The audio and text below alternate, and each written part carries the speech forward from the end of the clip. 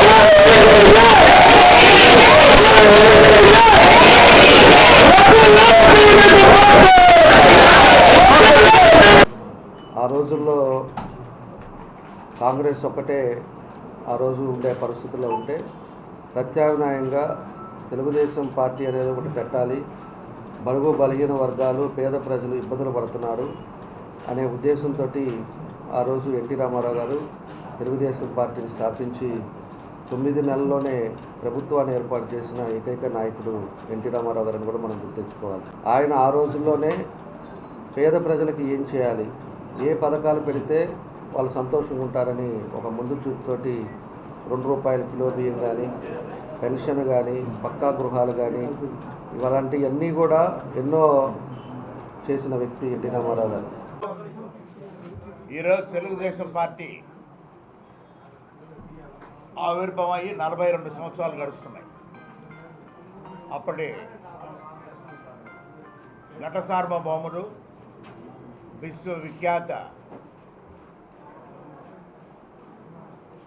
మాజీ ముఖ్యమంత్రి వర్యులు ఎన్టీ రామారావు గారు ఒక రాజకీయ పార్టీ స్థాపిస్తే బాగుంటుందనే ఆలోచనతో అందరి సహకారంతో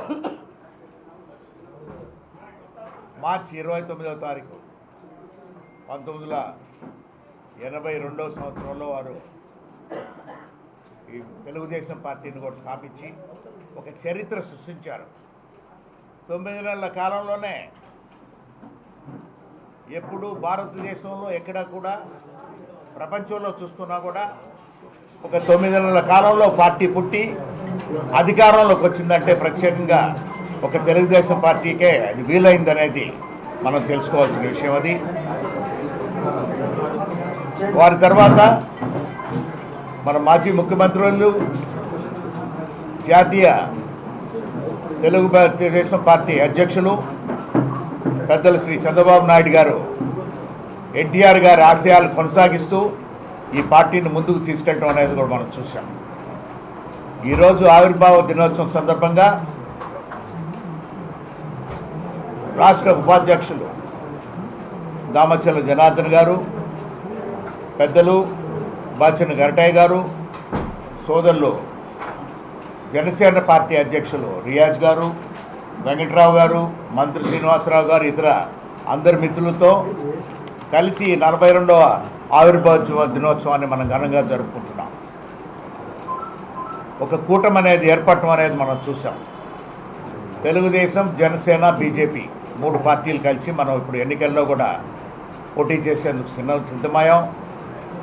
జనసేన పార్టీ అధ్యక్షులు పవన్ కళ్యాణ్ గారు, అదేవిధంగా బీజేపీ రాష్ట్ర అధ్యక్షులు పురంధేశ్వరి గారు, మన జాతీయ పార్టీ సెక్రటరీ గారు లోకేష్ బాబు గారు, అందరి ప్రయత్నం ఒకటే. ఎవరైనా కూడా ఈ ప్రభుత్వాన్ని మనం పారదోలాలి, తరిమేయాలి. మన తెలుగుదేశం పార్టీకి అంటే కూటమి ప్రభుత్వాన్ని మనం ఎన్డీఏ కూటమిది, ఈ కూటమి ప్రభుత్వాన్ని మనం తీసుకురావాలనే ఉద్దేశంతోనే మనం అందరూ కూడా అహర్నిశలు కూడా పనిచేయాల్సిన అవసరం ఉంది. మాగుంట కుటుంబం ఎప్పుడు కూడా మీ సేవలోనే 33 సంవత్సరాలుగా ఇక్కడ ఒంగోలులో కూడా ఉన్నాం. ఇంకా కూడా సేవ చేసే దాని కొరకు ఎప్పుడు కూడా అవకాశం కల్పించమని కూడా మీకు కోరుకుంటూ ఉన్నాం. Thank you. మరిన్ని వీడియోస్ కోసం ఛానల్ ని సబ్స్క్రైబ్ చేయండి, లేటెస్ట్ అప్డేట్స్ కోసం వాట్సాప్ ఛానల్ ని ఫాలో చేయండి అండ్ లింక్ డిస్క్రిప్షన్ లో ఉంది.